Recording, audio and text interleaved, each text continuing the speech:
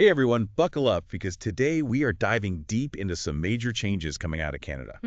Big changes. Yeah, we're talking about open work permits, the ones that let your spouse work in Canada while you're there studying or working. Right. If you've ever thought about bringing your family to Canada with you, this is a must listen.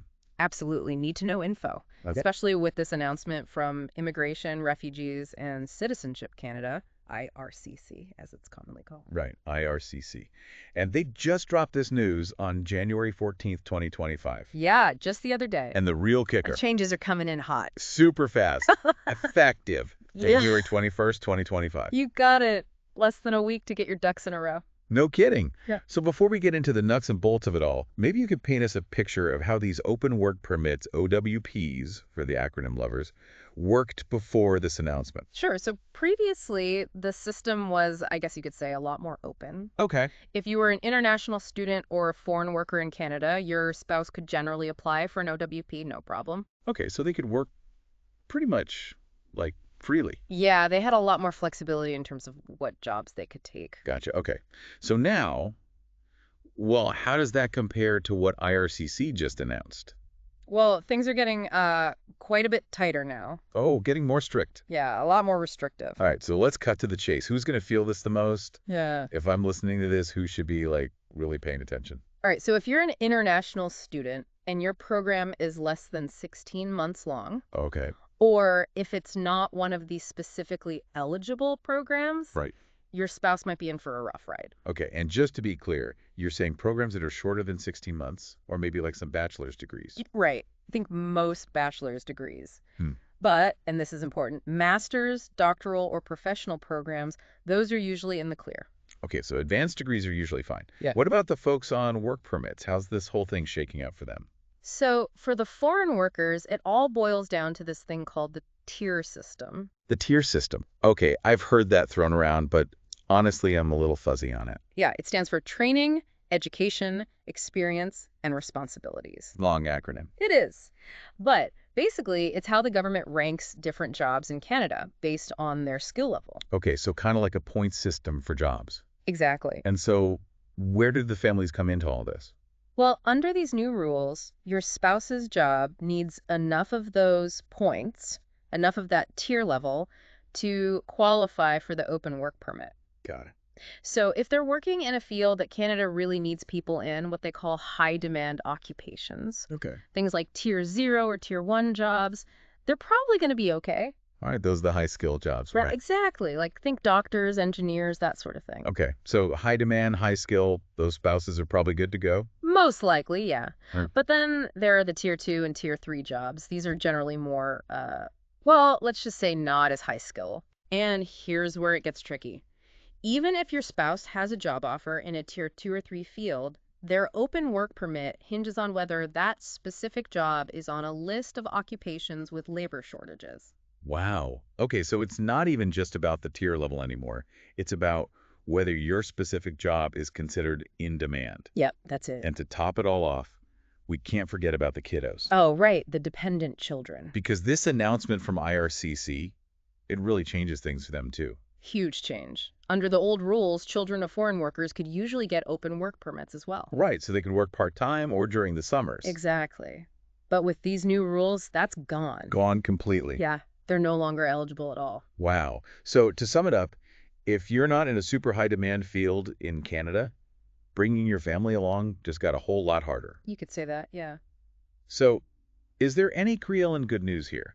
Are there any exceptions to these new rules? There are a few. If you're a foreign worker in Canada under a free trade agreement, Right. like NAFTA or something similar, then your spouse is exempt from these changes. So those agreements still hold up. That makes sense. And the other big exception is if you're already in the process of applying to become a permanent resident of Canada. Oh, so if you've got that PR application rolling, you're good. Exactly. Okay, so those are some important caveats. What about the people who are already in Canada and their spouses already have an open work permit? Do they have to pack up and leave? No, nothing like that. If your spouse has a valid open work permit right now, Okay. it's still valid. They're not going to be forced out of the country or anything. Oh, thank goodness. Okay, so no mass exodus. But what about when their work permit comes up for renewal? Can they just renew it under the old system, kind of like a grandfathering in? That's where things get tricky again. Oh boy. Unfortunately, no. To renew their work permit, they're going to have to meet all of these new requirements we've been talking about. The tier levels, the in-demand lists, the whole nine The yards. whole 9 yards. Okay, so no easy way around it. And here's another thing to keep in mind. Hibby. The length of your spouse's renewed work permit can't be any longer than the time you have left on your own study or work permit. Ah, I see. So if you, the principal applicant, only have 6 months left on your permit, your spouse's renewal is also capped at 6 months. Exactly. Gotcha. So no sneaky loopholes there. Not this time. All right, this all raises a pretty big question for me.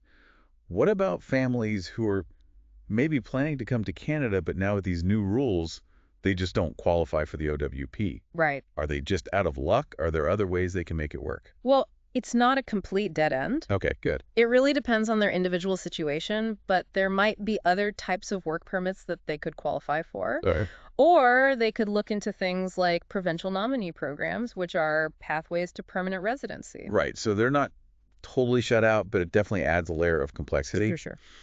So with all this being said, why? Why is Canada making these changes?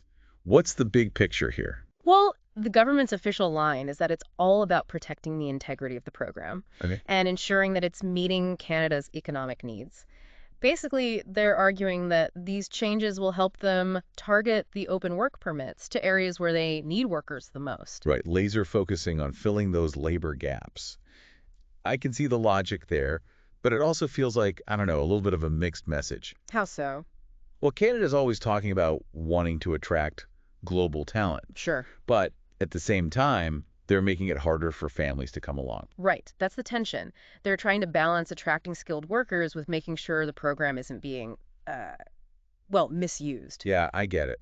But you have to wonder, will focusing so much on the short-term needs actually make it harder for Canada to attract and retain talent in the long run? It's a valid question. Because if other countries are out there saying, hey, bring your family, it's easy, we welcome you, Canada might lose out. And on top of all the economic arguments, let's not forget about the human side of this. I mean, these changes are creating a lot of stress and uncertainty for families. Absolutely. These are people who are just trying to build a life together. Exactly.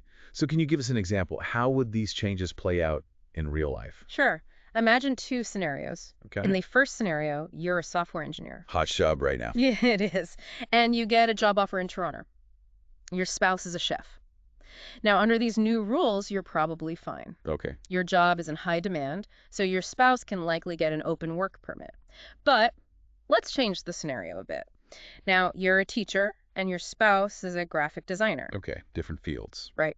Teaching might not be considered high demand enough in the specific region you're going to, and graphic design. Might not be on the list of shortage occupations. Exactly. So suddenly, your family's plans to move to Canada hit a major roadblock. Wow. Yeah, that really illustrates a point.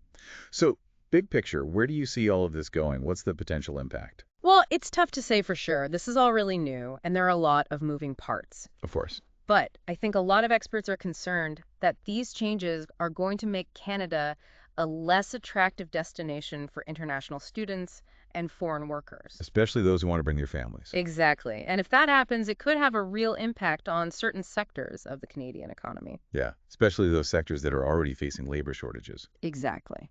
So, to wrap things up, some major changes are happening to open work permits for families in Canada. If you're in one of those high-demand fields, you're probably in good shape, but if not, Do your research. definitely do your research. The new rules take effect on January 21st, 2025, so don't delay. Head over to canada.ca and get all the details. And I think it's important to remember this isn't just about rules and regulations. This is about people's lives, their dreams, their families. Absolutely. These changes are really raising some profound questions about what kind of country Canada wants to be and what its place is in the global landscape. That's a powerful thought. Well, thanks for joining us on this deep dive, everyone. My pleasure. We'll catch you next time with another insightful episode. See you then. Bye for now. Bye.